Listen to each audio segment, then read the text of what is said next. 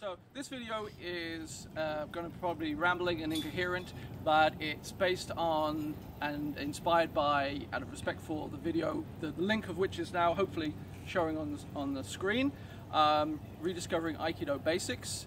And one of the things to remember is we're going to be talking about mechanics throughout this video, and it's important to understand that these are the mechanics that Ueshiba employed, mostly because of his vast experience in Daito-Ryu, but also some of the more esoteric stuff he did, and which I believe our school also basically promotes as well, from doing very similar, but not exactly the same, but very similar things.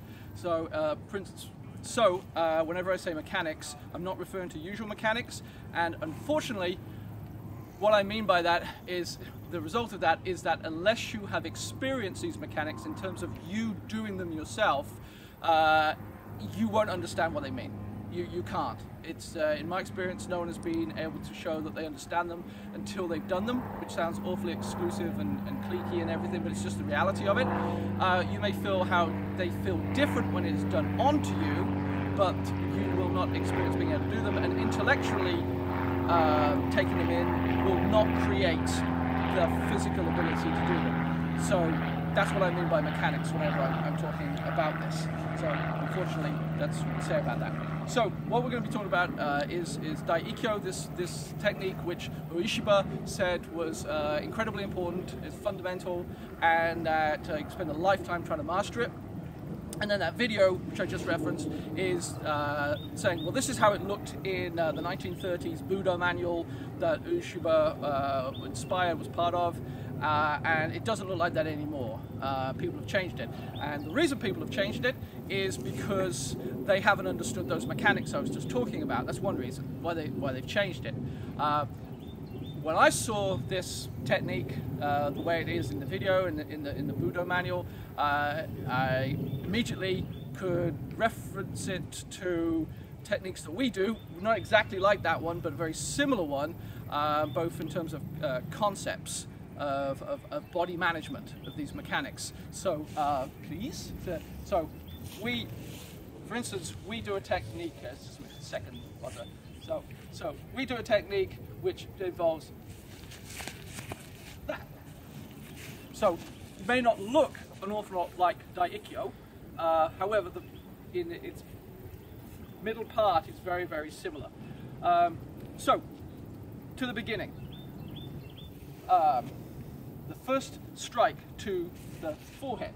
Okay, so Uke goes ahead and blocks that. Now, the thing is, first of all, you don't really see people doing this hard. So when you put it in hard, just put the block ready, so you're ready for the block. That's it. And I'm gonna, because my student's taller than me, I can't do it quite how you're supposed to do it. But if you do it hard, so brace yourself. First of all, doing it hard is very different. It sets up a structure inside the body which kind of locks you up, not in that way, but in those mechanics point of view. So straight down the arm, straight into the leg. That way. The rest of it's all wobbly, but this side is under load, as it were, which makes the second punch to the ribs technically challenging, because it requires a different manipulation of the mechanics to be able to put that in effectively while maintaining the structure. Now, one thing the manual doesn't appear to say, from what I can tell from the video, is whether or not that second atemi to the ribs is supposed to be simultaneous to the attack to the forehead. If it is simultaneous, that creates a different challenge, a bit like rubbing your tummy while patting your head from a mechanics point of view. So if you try and do both simultaneously, it's very easy for one to lose priority to the other.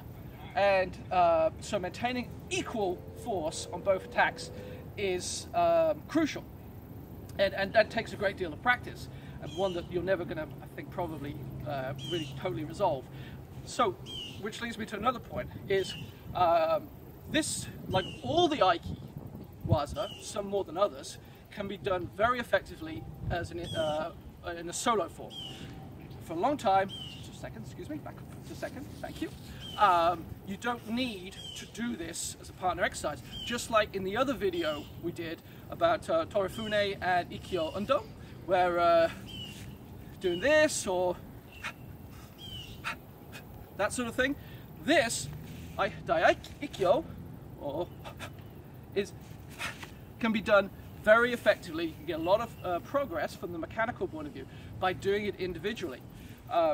Once you've established the basics of how to do it mechanically.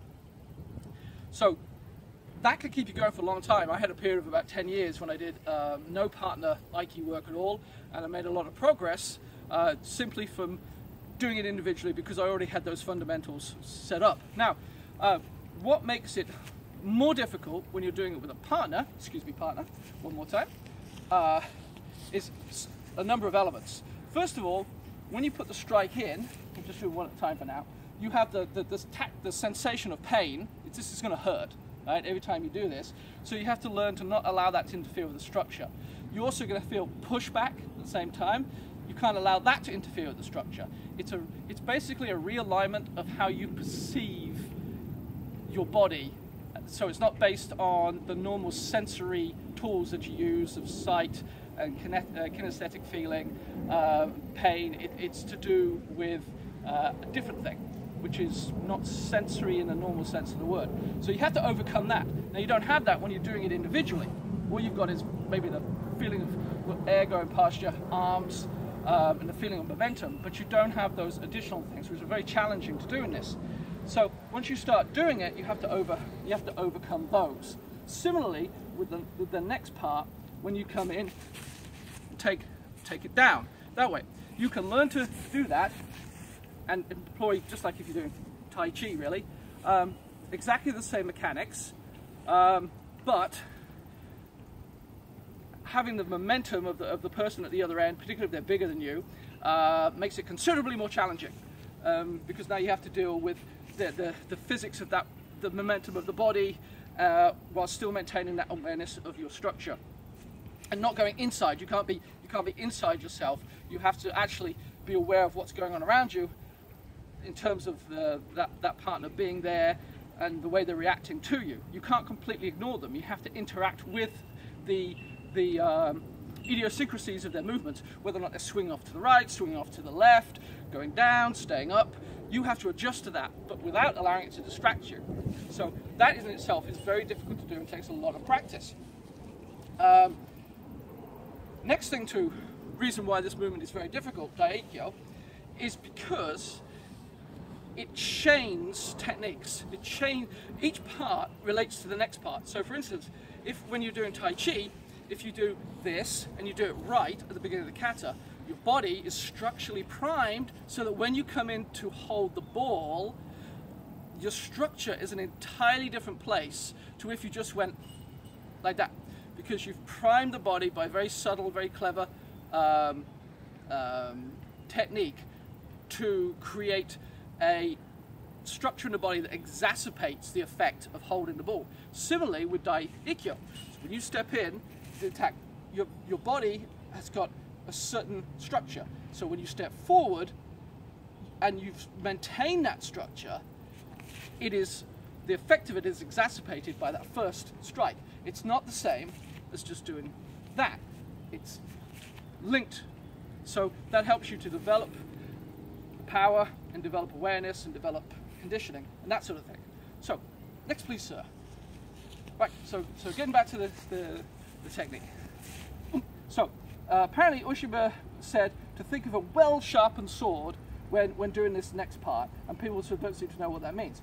Well, what I think it means is it relates to the effect of what happens when someone, the uke, actually was faced with a sharp blade. Because remember, why well sharpened? All swords are pretty much sharp, right? So well sharpened is saying it's important that you think what happens with the sharpness of it. What's the impact of the sharpness? So if I'm going to grab my boken. Shout out to River Reed here for my lovely boken, James Din. So right hand there. So if you imagine that this is an edged weapon, and we occasionally do it with the edged weapon so we can appreciate that, and you're doing that, the effect is one that you can't really appreciate until you've had a sharp, well-sharpened blade coming at you. bounce off it. You desperately do not want to be near that blade. So what you're doing is, one more time. Exactly. So that is the effect you're trying to get.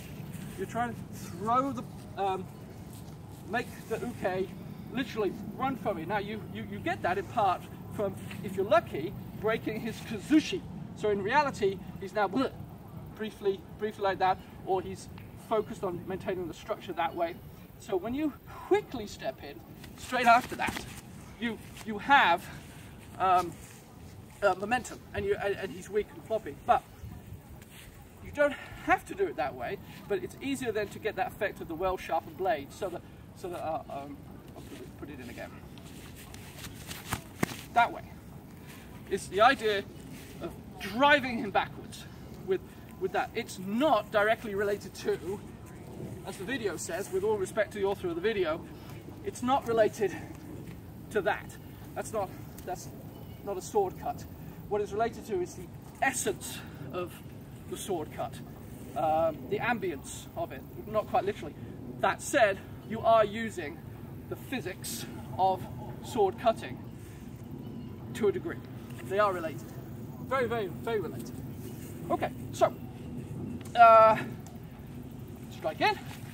Right, so when you step forward, the reason this is difficult is because moving the body forward, maintaining the structure, moving that leg forward, and pulling the arm down that way, and maintaining those physics is actually very difficult, because you're moving your body forward as well as taking the arms down, which sounds easy, and you can learn how to do it very easily with standard mechanics, but is very difficult to do using these mechanics we've been discussing. When you're first learning Tai Chi and you're really getting the hang of it, there's techniques like when you lift the leg and place it back, which seems really, really easy for a long time, but once you start actually learning how to use the hara properly to move, that actually becomes incredibly difficult to do, maintaining the correct mechanics. It feels like it's someone else's leg. It's like you have no control over it, and you're lifting the leg, this thing that looks like your leg but it isn't. It's like a prosthetic, and bringing it forward. It becomes a huge effort, and until you start appreciating that sort of mechanic, you can't realize how hard it actually is to maintain that and do this at the same time. It's very, very challenging. So the next thing is, after you put it in, take it down. Okay, so now you're going to go down. Now you don't really have, particularly if someone's taller than you, like in this, you don't really have an awful lot to do here. You can't leverage the upper body, and that's not what it's for.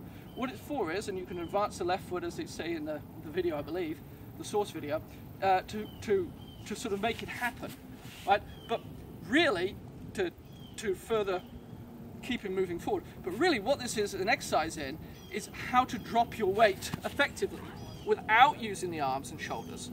All you're doing, and there's a bee right there, so let's avoid him. What this is all about, this is very difficult to do, is just relax for a second. There you go. It's learning how to drop your weight and using these mechanics rather than using upper body. If I was using the upper body, it would be something like this. It would be something like that. That's wrong. It's the mechanic of allowing, thank you, of using the mechanics we've been talking about. So that is why Ikkyo is actually very complex and very difficult, whether or not you do it slowly or whether or not you do it sort of steamrollering it through the opponent.